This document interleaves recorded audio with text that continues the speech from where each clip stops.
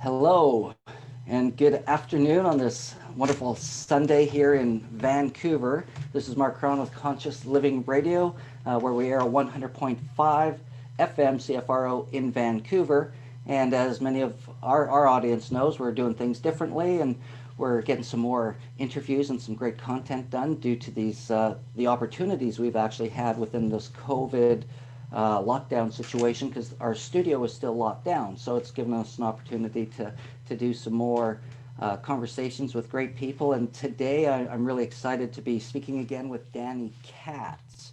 Dani was here in Vancouver, geez, I guess it was last year, and she was doing her work with her quantum language hacks. So now a little bit about Dani. She's got a master's degree actually in journalism from USC, and she spent the last several years immersed in the study of quantum language and conscious communication, where reaching and perfecting the myriad ways and whys and hows that language influence our everyday human experience.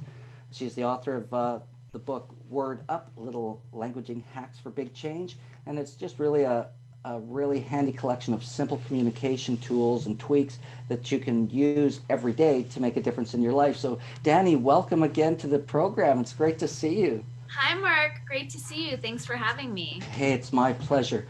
I I'm always excited to see you because I love your work. I love your style. I love the way you roll. And you're always so fun to talk to because, in my work in the Tony Robbins world, he calls it transformational vocabulary. Yeah. And it just, that, with NLP and a whole bunch of things changed my life completely more than 20 years ago. And then to see your work and the work you're doing within, language hacks, I thought was just fantastic. So it's always nice to speak with kindred spirits on that. So maybe you can tell, our audience and the people watching wherever they are in the world today a little bit about yourself, how you kind of got into what you're doing. Yeah, so I've been a writer and a journalist for a really long time. Well, it doesn't And look like you have that long of a time to be that. thank you for saying so. I appreciate that. My pleasure. So back in the day when I was living in Los Angeles, I was writing for the LA Weekly on the regular, and I was also in a deeply sort of shamanic exploration. And during that time, I got knocked down, and I spent about a month on the couch with a spinal injury. And I just would move from my couch to my bookshelf to pick out new books and just bide the time I was waiting for myself to heal. I found this book in my bookcase that I'd never seen, have no idea where it came from. It was called Hidden Language Codes by R. Neville Johnston. And it was written by this man who was shot point blank in the chest 6 times, and he died. And while he was dead, before he came back, he was given these languaging codes.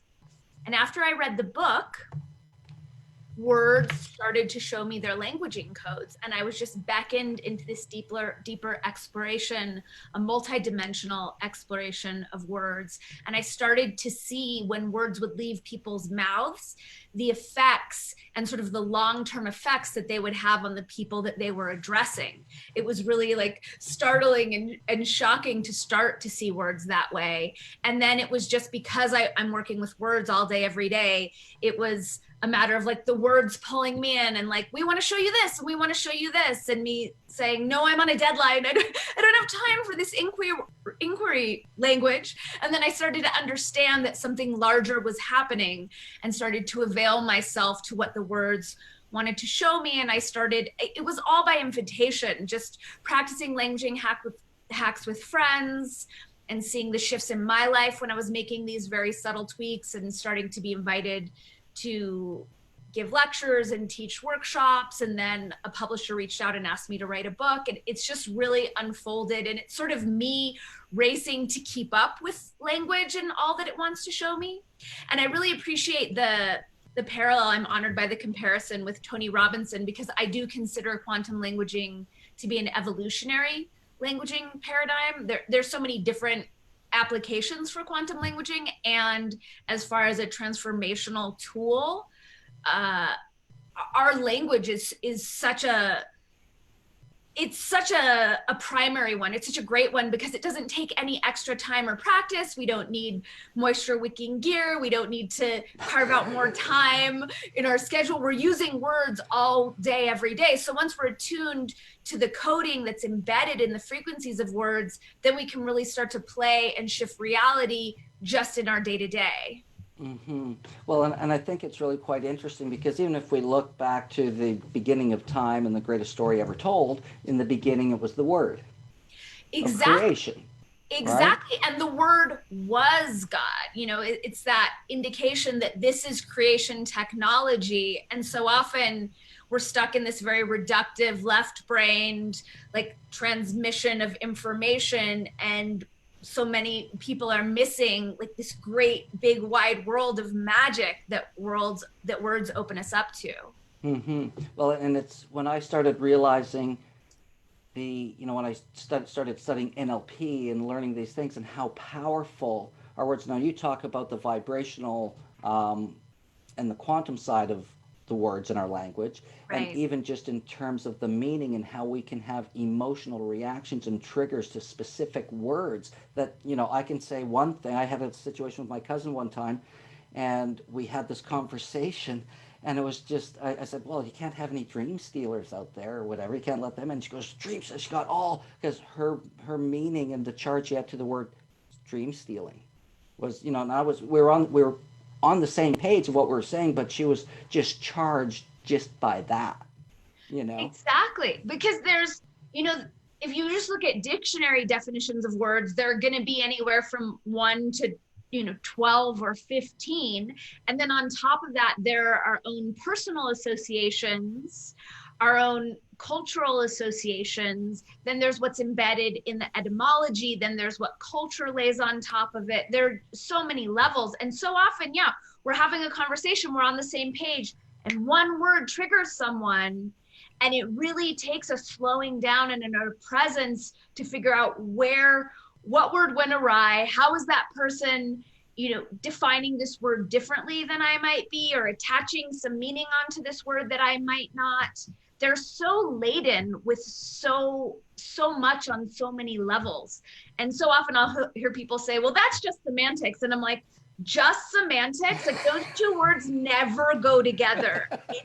Semantics is everything. Absolutely, yeah. And you know what? We've got 500,000 words or so in the English language, and I think it was said, we habitually use maybe 2,000, 2,500 words in our language every day, or regularly. We've got all these words to choose from, yet the average person uses a very, very small habitual cycle of what they use, Completely. right? So And then change your words, change your life, change everything. change everything. And then there are the words that don't exist yet. Like, there's no adjective version of the word integrity, which I find so interesting. Like, I've created the word integrous and I use that, and look at the words that are missing from our lexicon, and then look at the energetics or the characteristics that are missing from our culture. Mm-hmm. And oh my God, I just love this topic because there's so much to it. There's Just so and much. I look at language patterns, right? And are you using positive words for creation and solutions and opportunity, or are you using words of fear and resistance and can't and don't and won't? And again, that becomes this pattern. And some people are like, I can't. Well, in our world, if you can't, you must is one thing. But how could you? If that's what you wanted to do, how could you? Because even in words becomes the power of the questions as well, and how we interact with people, right? Some people ask some Absolutely. really crappy questions. Of course. A friend of mine likes to say the quality of our life is directly correlated to the quality of questions we ask. And so Yes. often, we see people who are feeling very limited in their lives. I can think of times when I'm feeling or have felt limited in my lives, and it's because I was using language that was limiting me. Questions are a really great way to get people to bridge the gap from self limitation to possibility. because it's a curiosity, it's a questioning. Sometimes it's a leap for people to say, you know, I am abundant. I know myself as an abundant, empowered being. And for people who may be transitioning out of a habit of disempowering themselves, it's easier to say, well, what would it feel like to be abundant? What would it feel like to know myself as abundant and omniscopic and powerful? And not to even just mention, what does abundant mean to you? Right? Completely. Because what abundance to you might mean always having $1 million in the bank, and abundance to me might be having great friends, food in the fridge, and a place to live, and I'm just flowing around. And I feel abundant because my life is so rich, and it's not attached to a monetary thing, which is a very kind of cultural, societal meaning, right?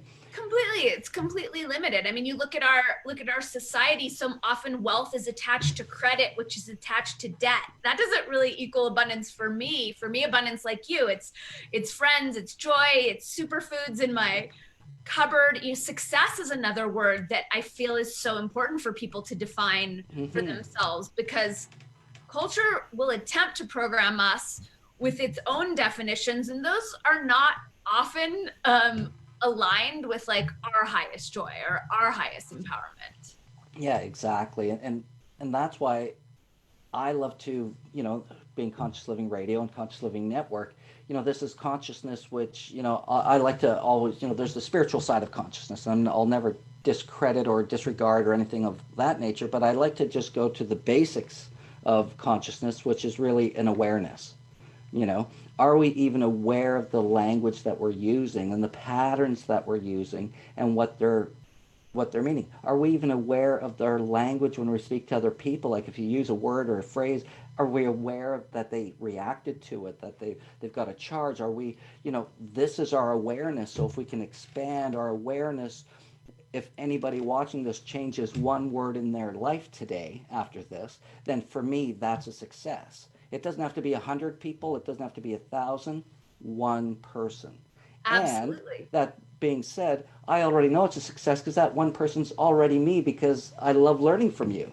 So we're done. All right, show's over. I love that. Are you Right? open to a languaging hack here and now? Always. So this one I'm really attuned to lately. If one person makes a shift in their language, as one person chooses to make their language, that little shift invokes the present moment triumph that you and I are visioning and living into. That little shift from if, which is encoded with doubt, with lack of commitment, with maybe it won't happen, to fear and is. fear. Exactly. And when we shift the if to as, then it's happening, and then we're riding that present moment triumph that we're seeding into our shared field. Yeah, I love that. I love that one. And another one of my favorite language hacks, and I'm sure you're obviously aware because I've sat in your workshops and things as well. Change but to and. Absolutely. It's so much more inclusive. Yeah. When we say but, as you know from NLP, when we say but, it discounts any and all information that came before it. So especially when we're collaborating with other people, that's a great idea. But on a very subtle subconscious level, we've just shut that person down, right? We've just discounted them, versus that's a great idea. And then it's inclusive. We're making room for all of these things to coexist, and then it's a matter of finding the Venn diagram of alchemical crossover. Exactly. And even knowing some of this stuff was pointed out to me from one of my favorite marketing teachers, Marc Caron. And he was saying, he goes, look at Trump's his election campaign when he was running. His slogan was, let's make America great again. And that word again was a really, really powerful statement, because if he would have just said, let's make America great. It's just right? Floating in midair. There's nothing to hang on to. Again, exactly. we understand the reference. I love that you brought that up, because when he was running against Hillary, hers was, I'm with her. There's not a lot And she is There, her. And she is her. So it's kind of, yeah, like bizarre, right? there wasn't anything. Just the campaign slogans alone was like, there's nothing for me to hold on to there except that you're using a feminine pronoun. Mm-hmm. Yeah, yeah, it's super powerful stuff. So let's get into what's happening today and how we can maybe use some of these language hacks in regards to COVID-19, because it's what everybody's talking about. In some places of the world, it's lightening up. Some are getting bizarrely worse. First off, I'm in Vancouver, as I had mentioned beginning, and I know you're in New Mexico. I am. So maybe start by telling us about what it's like down there for you and the people down there. What's the climate? How are people feeling? What are they doing? What's going on? Okay, so first and foremost, I'm going to say something that we'll see how it lands. Some people, this can be challenging for some people. You introduced this particular segment with referencing the word, which I don't say, COVID 19. Yeah. That is loaded with a lot of toxic mind control. And the way that I'm seeing this pathogen move is through the linguistic transmission. So, take it or leave it. That's how I see this spreading. And I'm clear that there are certain words in this conversation that don't feel responsible for me to say. Mm-hmm. So I'm surprised at New Mexico. I came here in November from Los Angeles because I got a hit that this was going to happen. For any of us who were tracking astrology and the Saturn-Pluto conjunction and then following the globalist agenda and Agenda 21, it seemed pretty clear that this was going to be happening. So I came to New Mexico really excited to be in a more sovereign place. And I'm surprised to see people take the bait and surprised to see the governor take the measures that she's taken. So pretty much most of the businesses are shut down. A lot of them are going above and beyond with the requirement of wearing masks and putting up these plexiglass dividers at the cash register. I know. I was saying, what good business to be in right now is plexiglass. Plexiglass right? is great, and I'm so curious to know, to follow the trail of money into plexiglass, because clearly that business is booming right now. That's an interesting thing. If anybody's watching and you want to go track that down, get back to us, because I'd be interested to see who owns the chemical compound patents on plexiglass. Completely. So people here are, for the most part, I can't say for the most part, I'm seeing people take the bait. I'm navigating my own emotional reaction to seeing people take the bait. When I go on the hiking trails, it feels more normal. Yesterday, I did find a secret pop-up where someone was curing olives and making pizza, and people were sitting on benches, and that was really encouraging. That felt great. The one thing that I've noticed is that the people who, because I tend to be very outspoken with my perspective on what's going on and my devotion to... Thanks for that. With my devotion to freedom and sovereignty and our constitutional rights to gather and all of those things. So I've been very outspoken, and most of the support that I've received from that comes privately. It's people messaging me privately and secretly, and I'm totally with you, and I'm not going to say anything. There was someone put out a letter in our ecstatic dance community that was saying, we're going to open back up. And if people are afraid of propaganda, they can do whatever they need to do, but we're not going to infantilize you like that. And I was so excited, and I sent a letter saying, thank you, this is the greatest thing I've heard. And then he sent me a message later that day saying, yeah, I was forced to resign over that. That didn't go over so well. So it's weird. This is my first time in this incarnation living in a fascist police state. So it's definitely an adjustment, a lot of different moments of processing and integrating.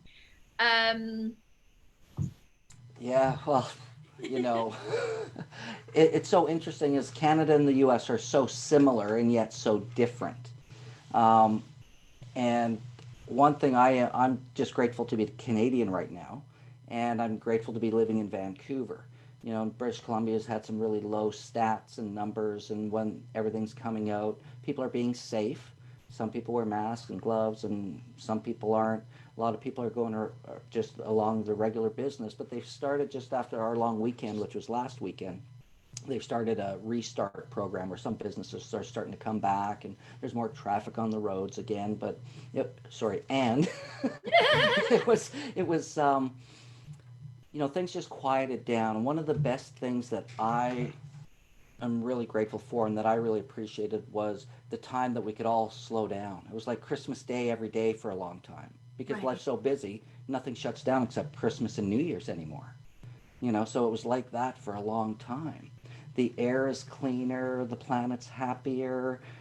It's there's a peace Hmm. in the earth and Mother Nature for getting Mhm. a break without all the pollution and air traffic, all of these things. Yeah. And that's what I'm seeing here. Though there's people who are one side, they're still afraid and they're still, you know, being really careful. And there's some people just going about their business. They're done with it. They just want to get, back to what isn't ever going to be normal again.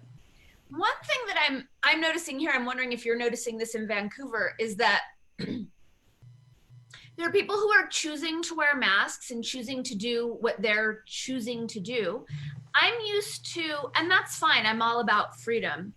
But the one thing that I'm noticing is when I do go to the grocery store, anywhere out in public, that people are less willing to make eye contact, and there's sort of a moroseness, like a melancholy that's taken over.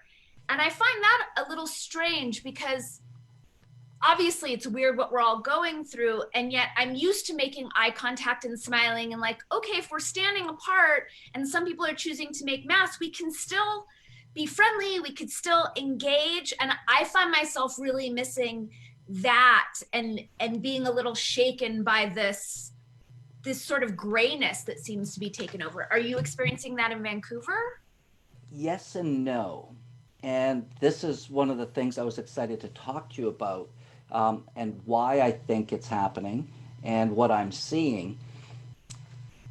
I stood in some lineups. So, I couldn't go to church, so I thought I'd go to Home Depot and praise the lords of lumber and the garden.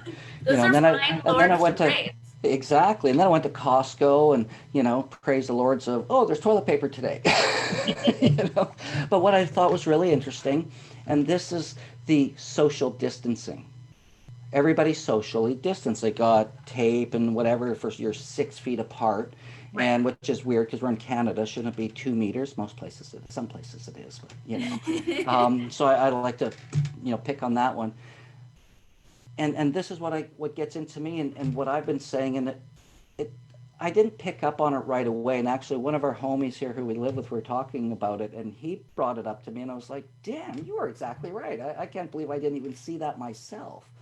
And it's the word social distancing, right? Because what we're seeing now, that's social distancing. We're not talking to each other. We're not saying hello. And I'm standing in line with my friend at Home Depot, and I said, "Look at this. Nobody's talking to each other. Right. They're all standing there. Some have masks on. It doesn't mean we can't say hello, good morning, hi, how are you?" Right. And Exactly. I was at the gas station going to the store one day, and because I have this conversation with literally everybody, especially when they back up to their 6 feet, and it's physical distancing for me. 6 feet is a physical thing; it's not a social thing, Right. right? So why aren't we saying physical distancing? And I say this at this time we need to be socially close and physically distant. And socially close more so than ever before because there's this disconnection. And this is where I was getting back to I ran into an older gentleman while we were waiting in line to pay at the gas station, and he was just happy to get out and talk to someone because he's by himself in his house. He's socially distanced. He's isolated and quarantined. He Yeah. comes out to the store, and everybody's just kind of standing there. And I'm like, hey, guys, I start having a conversation with these two gentlemen. And he said, looked at one guy, construction work, and he says, well, at least you're out and can socialize. I'm in my apartment every day, and I'm just happy to have this conversation right now. Yeah. And Totally. that's why I say social closeness versus physical distancing. Now, can Yeah. we talk about that and your take on what you're seeing and from a language hacking point of view? Absolutely. I did it when social distancing first started eking into the lexicon and the recommendations. I made a video that was, am I allowed to swear on this, Mark? You can do whatever you want. I Okay, don't support any kind of censorship, whether I thank agree you. with you or not. And as far as I'm concerned, words, they're just as much as they're words, and I would say just words. I'm never offended, anyways. I love expression because it tells me you're real. And yet another reason I love you, and because you're someone who's self-responsible and doesn't disempower yourself, you understand that I could never offend you unless you decided to give me Yeah. that power over you, and If you're not if going to do that. if I'm offended by you, it's actually me being offended by myself, A really, because it's hundred like, percent. why am I charged with that? Oh my God, why did I do? I'll always look at and I'll get charged. I'll have some reaction. I'll say and do some things at times, but I'll always come back to my own self-realization to know that my action and reaction is mine and mine alone, and for me to blame it and put it on anyone else. Now, hey, someone can say and trigger, and whether they're doing it consciously, unconsciously, whatever it is, but that's to me doing the work and the growth and the understanding where we can stop and go, okay, what was that for me? 100%, 100%. And that really is the practice of those of us who are on the awakening path. I'm triggered. I have something to look at. Thank you for giving me a piece of my own puzzle. So the name of the video that I put out was called Fuck Social Distancing. And I didn't think that it was going to be a thing. And people got very, very angry, which is interesting because oh, go ahead. Is it still out there? It is still out there. I want to share the link. Is it on YouTube? It's on my YouTube channel, yes. Okay, And it's also on my Instagram. keep talking and sharing. I'm just going to drop it in the comments here below because I love it. I'm going to go back and watch it too. So I've been, as a journalist, so my background is as a journalist. And so for the past 20 years, I've been tracking the unfolding of the globalist agenda, starting back from Project for a New American Century, tracking it through Agenda 21 and Agenda 2030. So about, a few years ago when the social justice stuff started to really amp up, I started speaking about it as this is social engineering.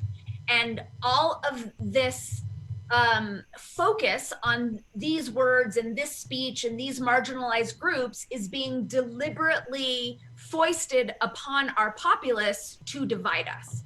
So when social distancing was dropped into the lexicon, that was the moment, and I spoke to this, where it went from being psychological and emotional to physical.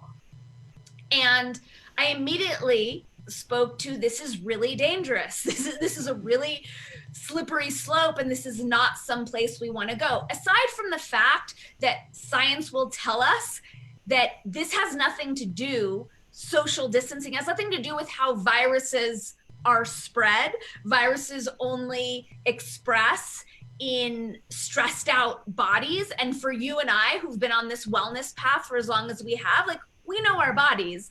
I know when there's something going on and I need to keep myself away from others, et cetera, et cetera. So personally, I'm not a fan of being told by the state how to handle my health or how to position my body, because I'm not a child.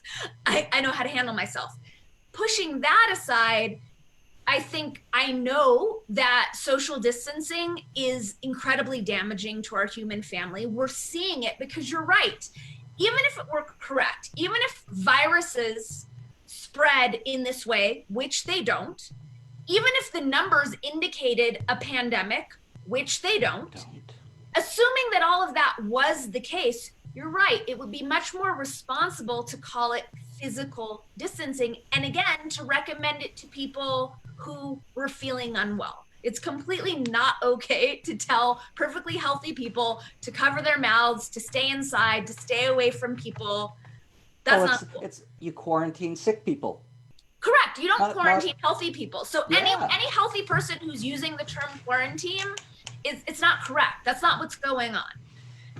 So, and yeah, it's really, really dangerous. And I do think that what we're seeing, and I'm really glad that you brought it up, is a result of this languaging and calling it social distancing and creating this fear among our human family that I pose a threat to my fellow humans' safety.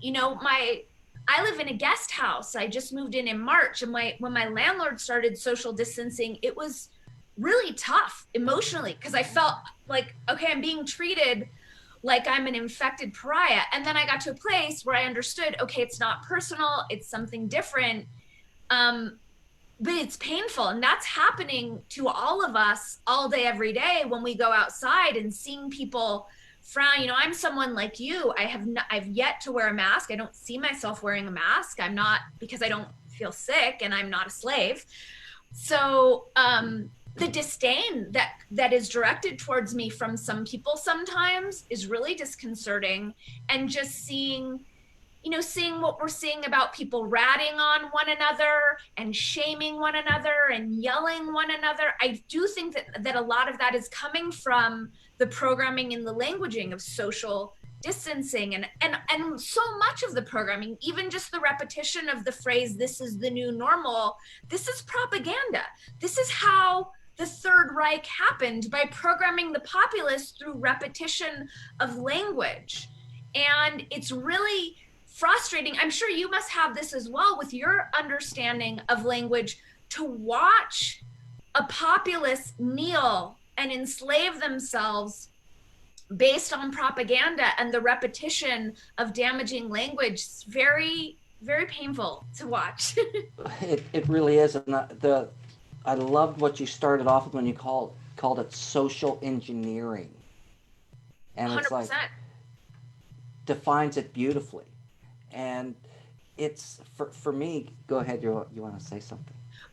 That is what's going on. Yeah. And I'm super glad that's resonating. Oh, I totally. That was the one. Bing! I got that one. And especially considering, this is one thing I just want everybody to consider. So first off, you talk about getting haters and trolls. I had a couple of things on Facebook, and I'm just sharing, and I'm pretty careful about what I share because we do have an influence. I got a fairly large audience, but I also, if there's something that I feel is somewhat neutral and factual that's giving people information than just being some sort of heretic, ranting or something.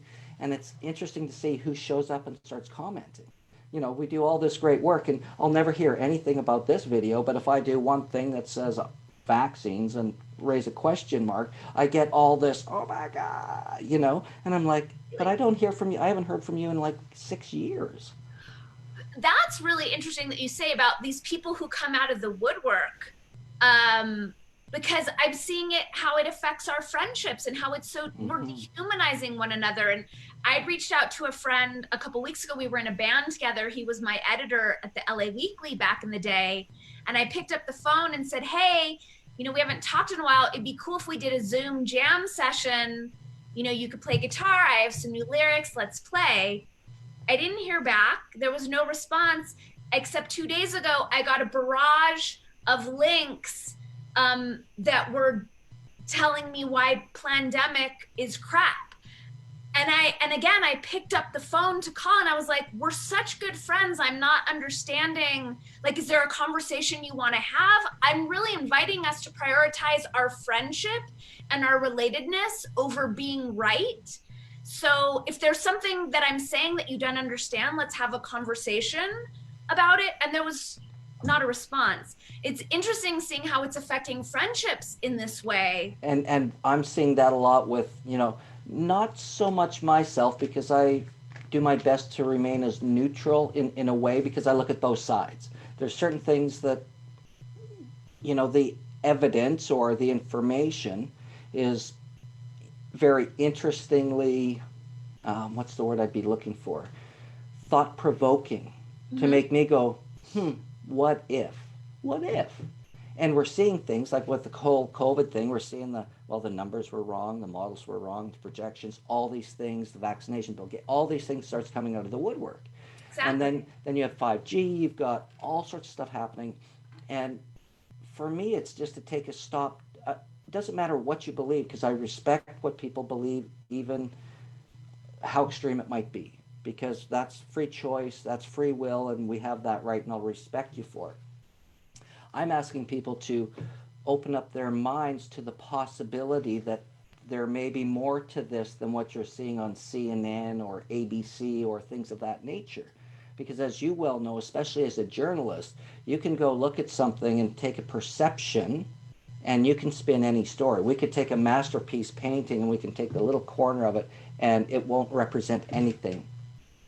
A The thousand rest of percent. it. The way that the mainstream news has taken to reporting over the past few years is egregious and unethical and offensive on so many levels. The way it's doing it right now, I don't even have words for when it's really shocking to me as a journalist what is passing for journalism these days. And I think it's really important, just while we're on the social engineering piece, to talk about how the powers that be in the media are training us to dehumanize one another. And that's social distancing. That's social distancing. And again, it's an outcropping of the social justice stuff and the identity, the whole identitarian movement that had us cordoning one another off from ourselves. Because the pushback that I got on the fuck social distancing video, I had a number of people saying to me, I hope you get coronavirus and die. And I thought, that's pretty extreme, and that's a weird leap to take that only comes from dehumanizing one another. And I've seen it happen in this country with these labels and the identifiers. So let's just take anti-vaxxer, right?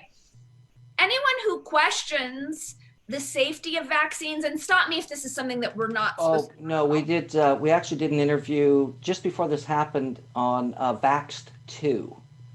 Awesome. And I will publicly say on the record, I'm not interested in any vaccine really from anyone, let alone Bill Gates of all people.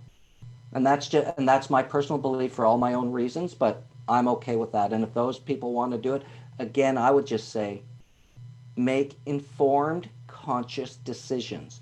100%. Read what's in it, ask questions, do your research before you do it. Exactly. Right? That's all. Be informed or not. Exactly. So the way that the social engineering has gone is that anyone who's for medical freedom and pro-choice, because I'm guessing you and I are the same. Personally, I'm not interested in vaccines because I have done my research. If someone is gung-ho and wants them, they can do what they want to do. I'm pro-choice.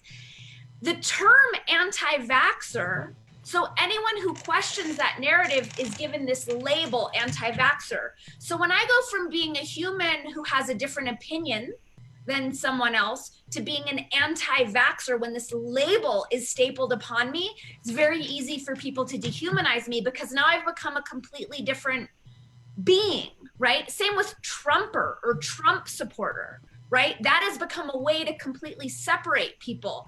So I've watched the mainstream media do this with our language, and what it's done is it's seeded this practice of dehumanizing into the culture, which is why it's so easy for people to type a response on my video that says, I hope you die, which is troubling, And here's the thing I find really bizarre about that. So here's these people that are pro-life, want everybody to be safe and wants nobody to be ill or any of these things, and then they I would say they spew that kind of hate talk. To me, there's not even a level of common sense in that, because love and choice is what Jesus would taught, or really what life's all about, right? When we show up with love regardless of our differences, how do we bridge that gap? How do we use our language? How do we use ourselves so that we can, and we talked about this before we got on, is how do we take this fear and somehow neutralize it regardless of what side we're on? Because as pro-choicers, we have to respect that. So how do we navigate that in a good way with language and beingness? A big piece of it is a beautiful butterfly just flew by.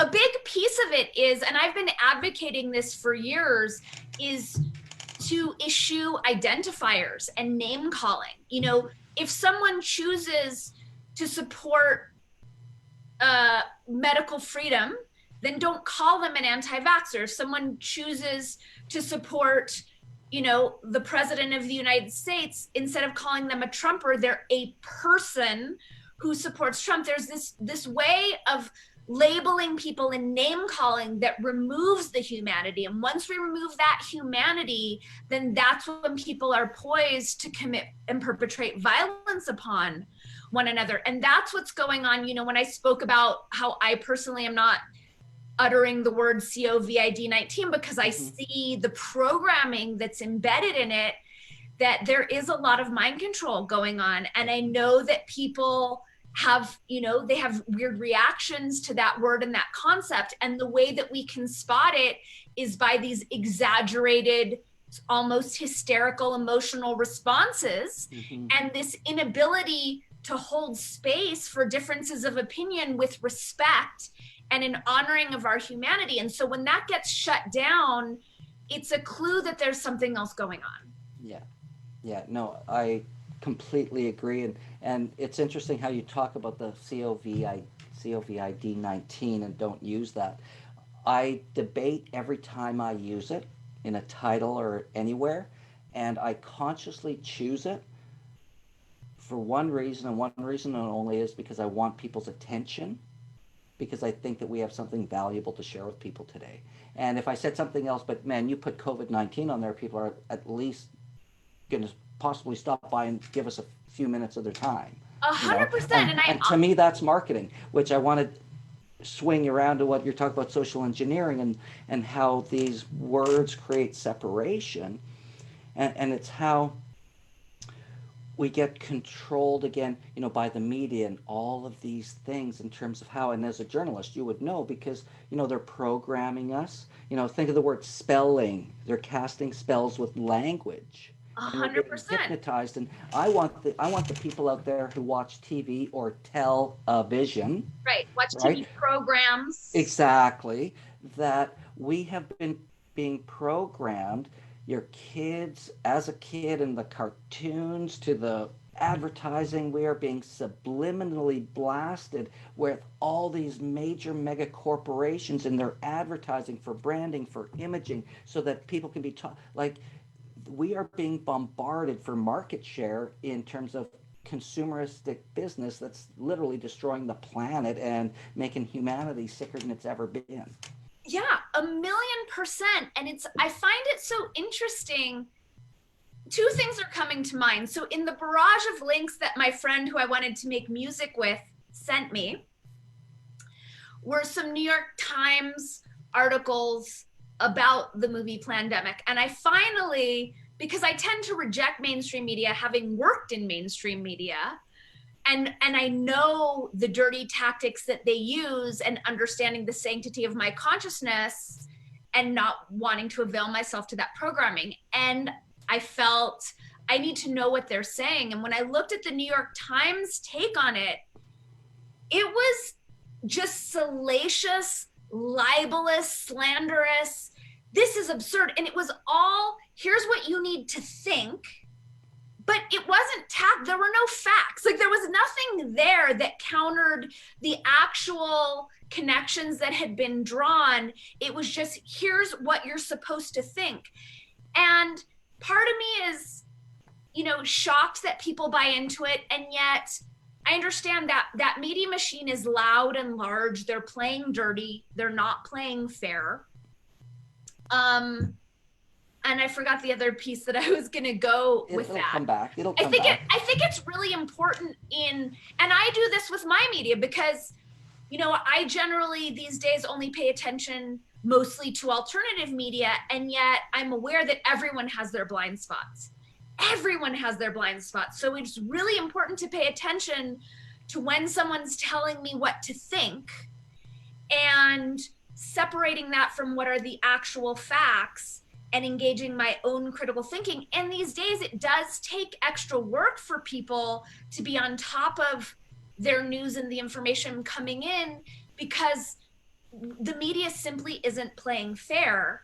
And I have compassion because people are busy, people are juggling a lot, people have families, and they might not want to take the time to fact check and to fact check the fact checkers. And yet, to really be informed these days, that is necessary. Absolutely. And I think, when you start seeing a common thread in all the reports with different information, that's a clue. in my opinion, It's right? a huge clue. And the biggest clue to me is the censorship that's happening on Facebook, on YouTube, and like we believe, there's a group of us, and I was talking to David Wolf a few weeks ago, and at some point, Facebook and YouTube, they're going to go down in a way over the next little while because of this situation. And even Trump has now passed something to investigate all these complaints and what's going on. Now, And then you have to ask yourself a question. Well, why would Zuckerberg want to censor this? Why would YouTube want to censor this if this is a free platform? And as not an American, but isn't one of your first amendments about free speech? the First Amendment is entirely about free speech, and Right? that is really troubling to me as a journalist, because I've been censored consistently since about 2012. And so that's been my experience of watching my freedom of speech as a journalist being clamped down upon, and seeing people not have a problem with it, not feeling inspired to investigate what Facebook and YouTube are taking it upon themselves to decide is not for our ears to hear, as though we're children. The things that are being censored are troubling. I put up a link to George Soros's corporate holdings. Facebook took that down. Right? So and it's so simple, because any journalist knows you follow the money, right? Like, Yes. that's the simple thing. So you look at who's profiting, and you look at how all the telecoms, how Facebook and Twitter are all tied into pharmaceutical companies, how all of the corporate news are tied into pharmaceutical companies. You look at who stands to profit from forced vaccinations, from the testing, and it's really odd that all of a sudden people think that the pharmaceutical companies have our backs. Like, let's look at the opioid crisis. Like, Oh my God. because people were hip to that just a couple years ago, but all of a sudden know that the pharmaceutical companies really care about humanity. They really want what's best for us. And Mark Zuckerberg and Jack Dorsey really care. I mean, it's crazy to me. And then you have people who are under this mind control, which I think is, I mean, it's tied into so many things. And they'll just say, well, they're a private company, they can do what they want. And on the one hand, okay, but are you not concerned that we're losing our First Amendment? Are you not concerned that any videos about 5G or vaccines are now banned, that you can't mention vaccines in MailChimp communications anymore? I sent a link to a documentary, this was like maybe 2 or 3 months ago, to a friend through Gmail, and Gmail changed the link en route, so that I sent a link to a true stream media documentary linking 5G to the virus, and what arrived was a CNN propaganda video. It took us a minute to figure out that this had happened, screenshots, and his response wasn't making sense. And then I mentioned it to my friend Emily, who I do another podcast with. I sent the link to her, and Gmail changed it again. Wow. That's really concerning to me. Yeah, and it's concerning for me because that's the first time I've heard that. And what I want to ask, not necessarily you, because I think we have the same belief structure, but anybody watching, is to ask themselves, why would these organizations be doing this? And that's the question, because if we're free to do whatever we want and they've never done this to us before, why? That's my question, is why? Exactly. And why now? And the timing of it now, like, why now, when they're pushing for mandatory vax for the whole world, are we not allowed to talk about vax when the parent company of Google, which is Gmail, is Alphabet, whose whole thing is creating global vaccines? And then you look at, well, Google's given over $10 million in donations to Wikipedia. And then you look at Wikipedia and how any sort of alternative healing modality, Wikipedia will call pseudoscience. And then you say, well, if Wikipedia is an open source platform, then why would someone who thinks astrology is fake go through the time and effort to create a whole Wikipedia entry on something that's fake? Same with chiropractic, same with applied kinesiology, and what's frustrating to me as a journalist, because even though I'm not writing for any any established publications now because I've been deemed a threat. I still go the distance on my own social media, my own life, to provide links to people and say, hey, click through and educate yourself. And how people are very quick to call me an alt-right Nazi or whatever they want to call me, but consistently won't take the time to click the links and inform themselves. It's really frustrating. Oh, I'm beside myself when I hear these stories, because I know another woman who's same thing, all natural healthcare. She's a great naturopath. She's all of a sudden all of her stuff got, her YouTube channel just shut down, and she worked with Hippocrates Health Institute. She's brilliant. Censored, healing censored. I was placing an ad. We do some sound healing journeys, and we've done everything we're doing now. We're doing online. We had a beautiful cannabis ceremony. I started a program called Cannabis Night Live. So we do cannabis ceremonies, and we're doing it all live, right? So fun. Yeah, and they've been really successful. And the best part is people come in from all over, North America. We've had people from New Zealand and Hawaii, and so it's kind of fun, right? That's awesome. Yeah, it's expanding your like that's the cool thing about what's going on is like Yes. it's expanding the amount of people who are participating in our offerings. But I can't even place an ad for a sound healing journey to get approved on Facebook. And I was like, what's going on? And then we're doing inner dance. And inner dance, so it's like I had the word healing, and I'm like, what the fuck is going on here? Why is this not getting approved? There's not the cannabis stuff, I understand, because cannabis can be, right? So I went to both of these events, and I looked at all the words, and it's like, what is it? So I took all the cannabis out of the one ad, and I took healing out. And the image still said cannabis on it and everything like that. So whatever. Right. Ad approved. Inner dance. There's nothing. It's about Kundalini activation, awakening. It's music. But in there, it was like the word healing probably a couple of times. Sound healing journey, or whatever that is. I took out the words healing, and it was approved. It's like you can't use so people can't use the word healing as they're a healer, and they can't heal because big pharma's got the market on healing. It's just weird to me that people are not yet clued into the big pharma piece. And I understand like there's a part of me that lives in the future, and I get that I'm out there. I've had integrative medical doctors and naturopaths early days of the pathogen posting articles about C60 and about vitamin C that were censored as fake news. And A, why are we going along with censorship? B, look at the through line of what's being censored. And why are we trusting Mark Zuckerberg or Bill Gates?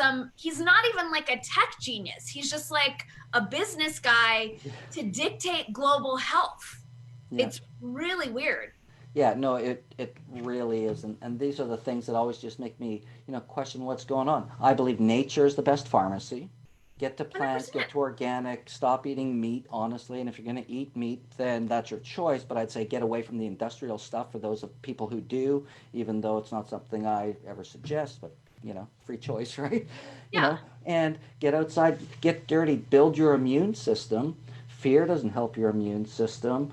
All these things that, The worst thing. Fear's the worst thing for the immune system. This fear is being so recklessly and sadistically generated. Like, this is something that I've noticed as I've watched us lose a free press in this country, is that the pattern is I don't even have to know what they're talking about or look at the words. When the volume gets up that loud, they're lying. Yeah. Yeah. Well, and when you start seeing that complete separation and the censorship and everything else, again, ask yourself, why would that be? If these guys have billions of dollars, why would they be concerned about a bunch of bullshit lies of people on their conspiracy theories and censor that? Wouldn't right, they just laugh? If we're sharing vitamin C as a helpful, like, why do they care? What is that threatening? Oh, it's threatening their profit and their giant sham. Well, yeah. Imagine if the sailors, were told not to take their vitamin C citrus fruits or whatever with their scurvy and things, right? They just knew they needed more vitamin C. Totally. It doesn't make sense.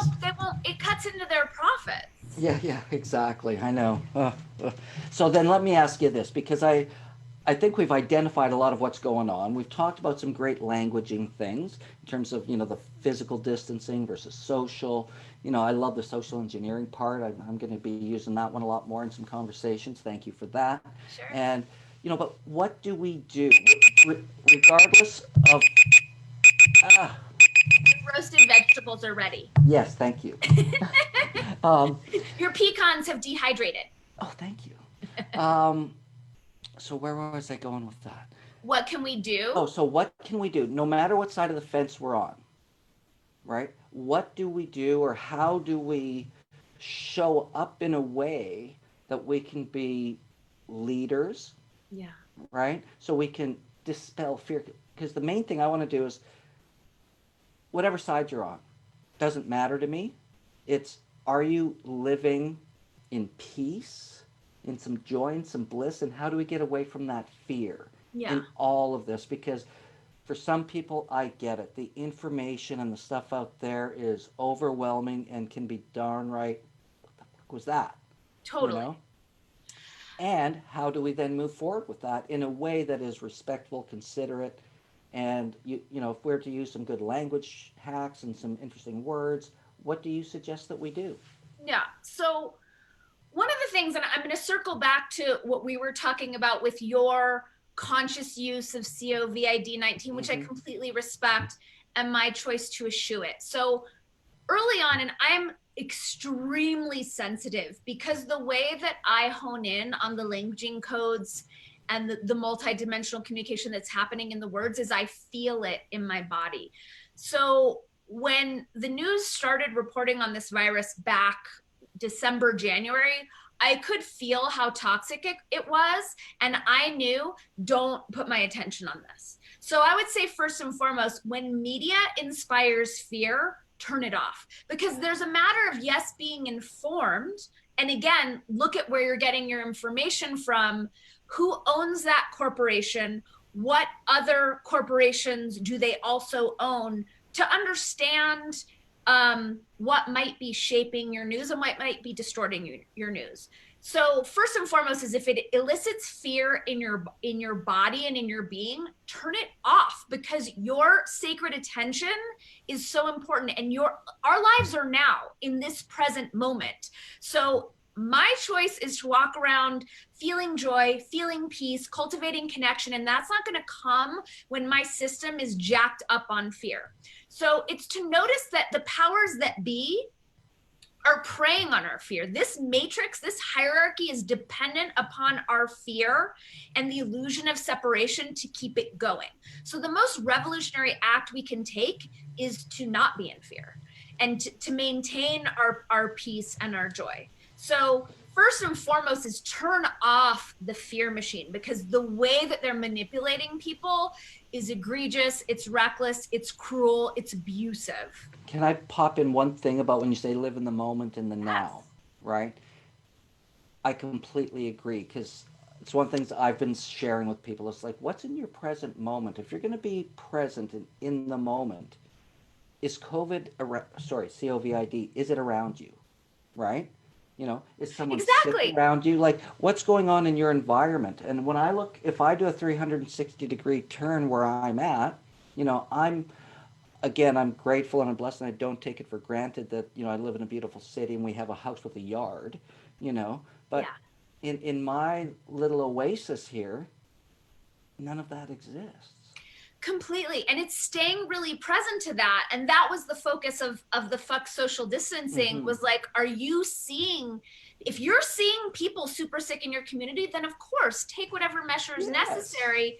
Otherwise, radical presence is really key right now to count our blessings, to notice our own health, the health of those around us, and to expand upon that. Radical presence. I like that. Radical presence is key, because so much of the fear that's driving this is future. It's a lot of crazy future projection. And even the people who are in the truther community, there's a lot of future projection. And it's remembering we're reality creators, and this is a collective creation. So what am I living into? And even, myself, I'll look at moments where I go into fear, and and to pull myself back and know like, okay, I need to take a bath. I need to reach out to a friend. I need to get in my hammock or take a walk or something that's going to shift my energy, because what I'm vibrating now is seeding our collective future.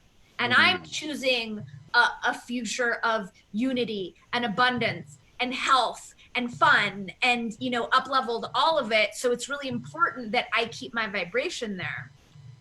The other piece that I feel is so super important is maintaining our sovereignty and remembering that we are not victims to this at all. You know, this is my thing. It's like, I'm a sovereign being and I can choose to go along with the recommendations, or I cannot choose.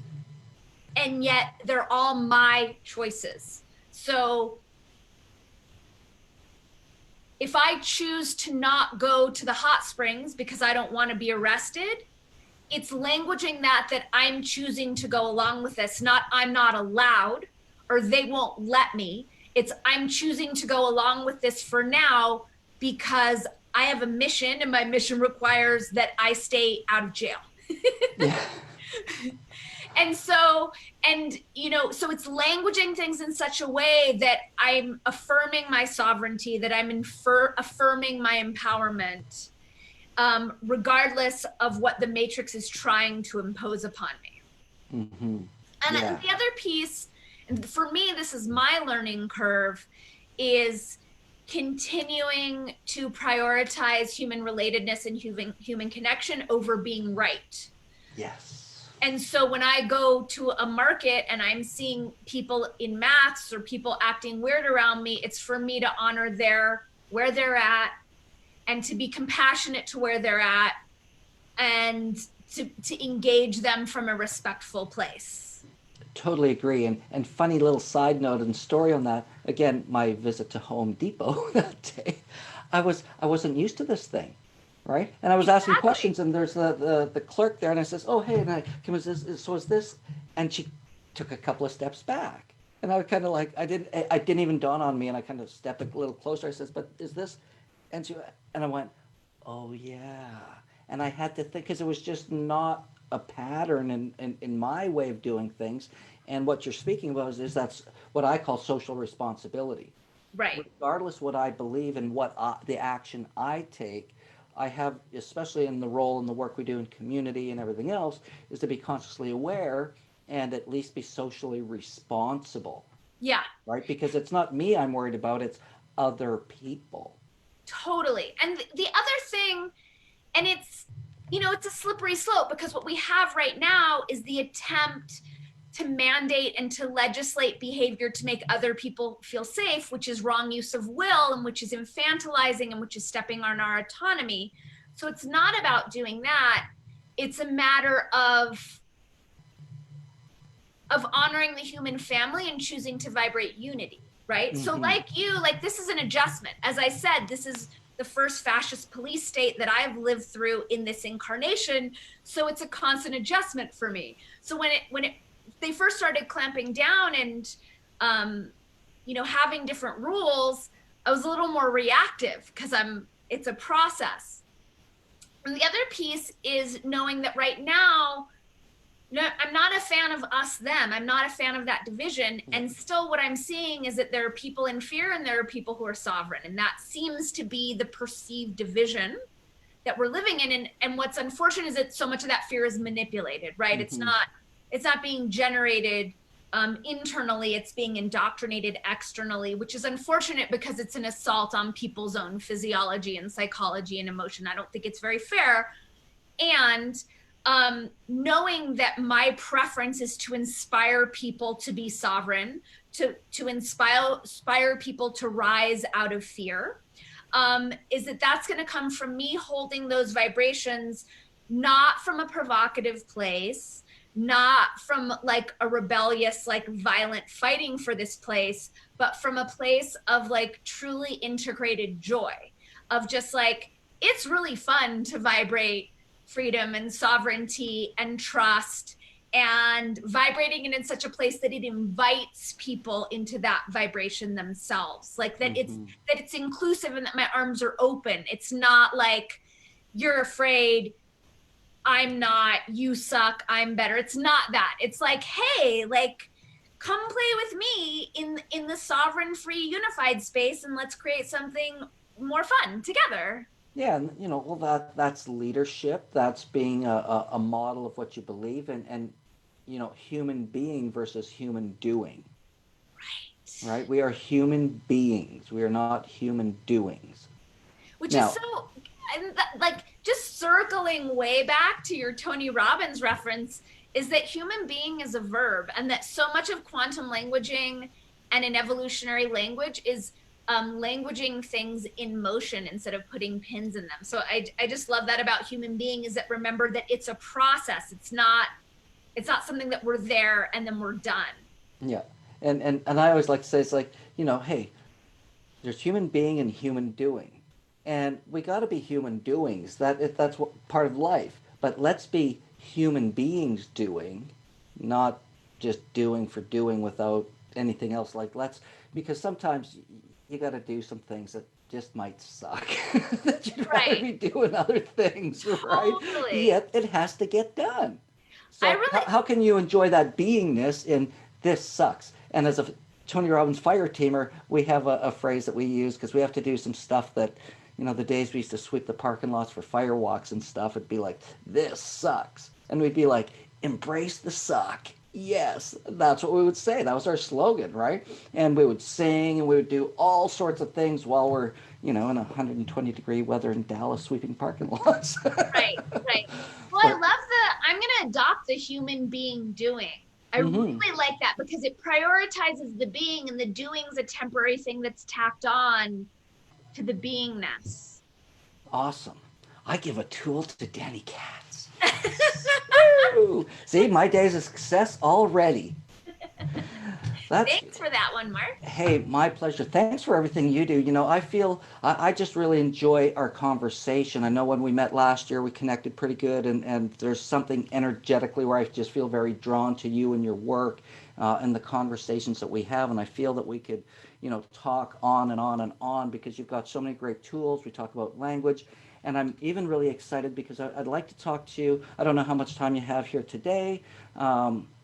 But even in the future, because I know you're working on another project, you've mentioned Plandemic the movie, you're involved with Plandemic 2, and I'd really like to talk more about that. I don't know when's a good time for you, because that could be a whole nother, opportunity.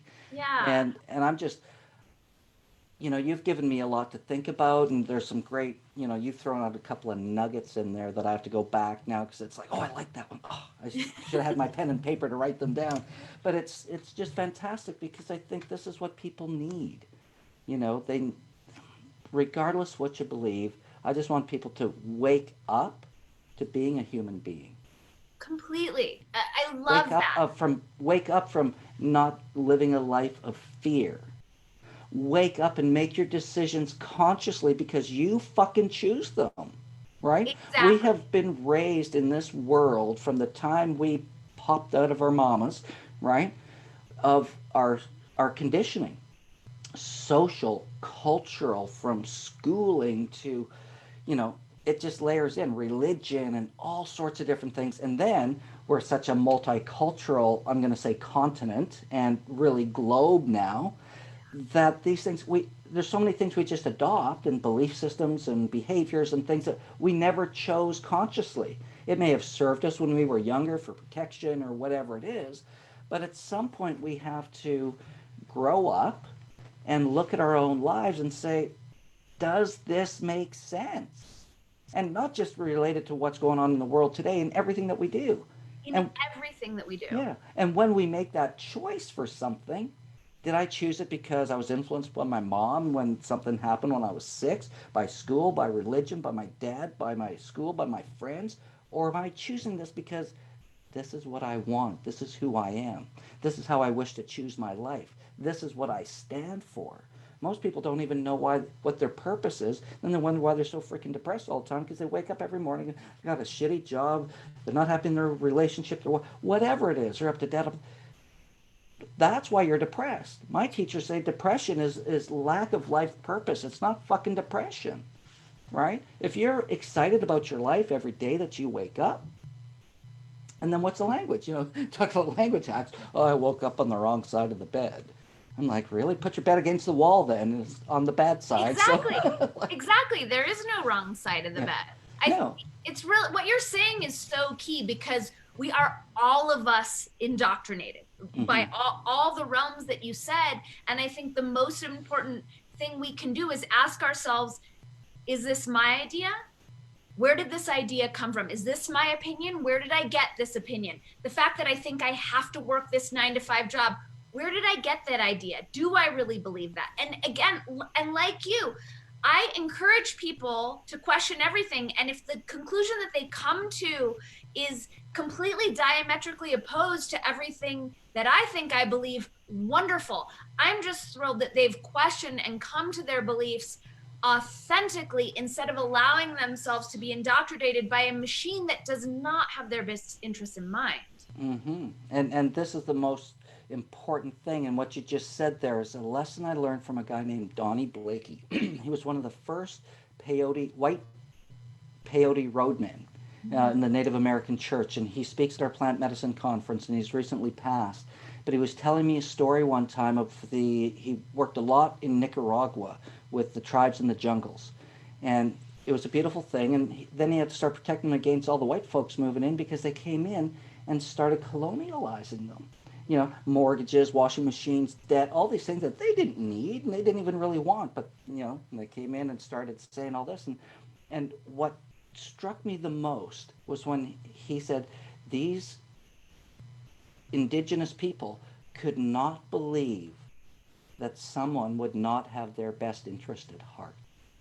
Yeah, I mean, I And just that's right to the roots of nature. Aboriginal people who live off the land and commune and aren't polluted by all the stuff we've been bombarded with in, probably your 29 years and my, 50 plus. Thanks for that, Mark. My pleasure.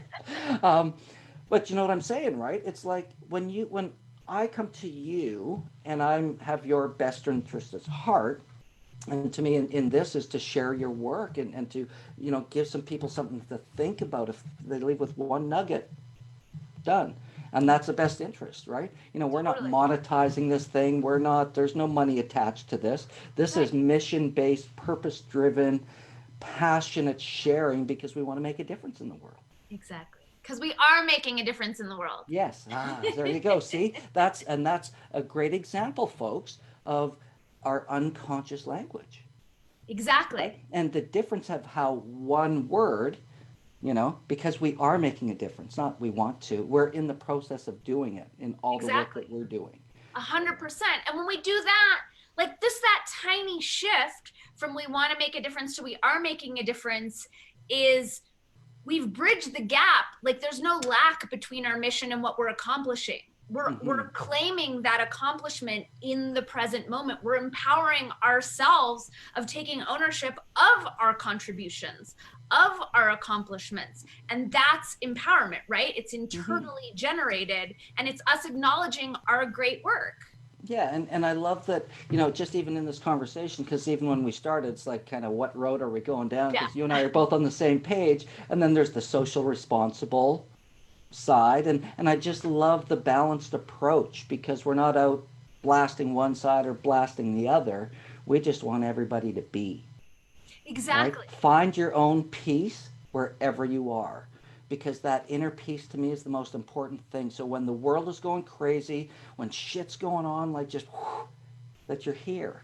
Because you've got that true north, your internal compass to know who you are, what you stand for, to take that breath and go, okay, what's true to me? Exactly. Right? Exactly. Does this make sense? And common sense is just not common anymore. Like, no, I'm really excited for it to come back full force now. Yeah, awesome. So let me ask you, do you got anything going on online these days? Are you doing anything? If people want to reach out to you, work with you, or dig a little deeper, of course, there's your book, which is fantastic. And Yeah, you were going to do a workshop here in Vancouver right about this time. And yeah. here we are. Totally. I know. I was meant to be in Vancouver now doing a bunch of workshops, and that is happening on some dimension. So Yes. there is my book, which since you and I last connected in person is also an audiobook. Oh, great. Okay. So And I that's put a link. I put a link all down below in the Facebook thank you. comments and stuff to your video too, and to your page for your book. Thank you. I appreciate that. I am doing private sessions, quantum languaging coaching, transformational coaching, consulting. I did also launch a new podcast called Conscious Awesome that I'm co-hosting with Yesologist and chocolate maker extraordinaire Justin Polgar. And that is all because so much of what I do, as we talked about, can be a little controversial. Yeah. Conscious Awesome is all consciousness expanding tools, techniques. It's all about how to raise your vibration, how to support others in raising their vibrations. It's really positive and sparkly. So I have that going on. Well, then make sure I get some links to that so I can put that, because when I make the page, it'll go on our stuff with all of this. I want to make sure that people can follow up with that so they can track you down. Cool. Thank you. I appreciate that. Yeah. So anything else going on other than that? Well, I know you're working on Plandemic 2. Right now I'm researching and writing Plandemic 2, and I had taken a break to write a script. And then when Mickey reached out, Mickey and I have worked together on projects in the past. It was a no-brainer. Like, of course I will help. So I'm pretty chin deep in that right now. Nice. Well, I look forward to seeing that and hearing more about it because I think it's important work that's being done. And the other thing I like is just being connected with a journalist who's doing the research of whom I trust and believe. So it's it's like if you share something with me, I'm not going to be like, oh well, where did you get that? I'm going to be like, I trust this woman because she does her work, she knows her stuff, and I don't believe you're going to put out anything out there that would necessarily be what I would deem harmful or untrue, because I know where you land in your integrity in regards to reporting, and it's one thing I want to acknowledge and let you know I appreciate that about your work and how you show up. So thank you, Mark. That means the world. I really appreciate that. It's my pleasure. But I'd love to have you back again as we move forward. I've just started another show. I haven't really announced it or anything right now, but it's going to start next week with it's called PMC Global.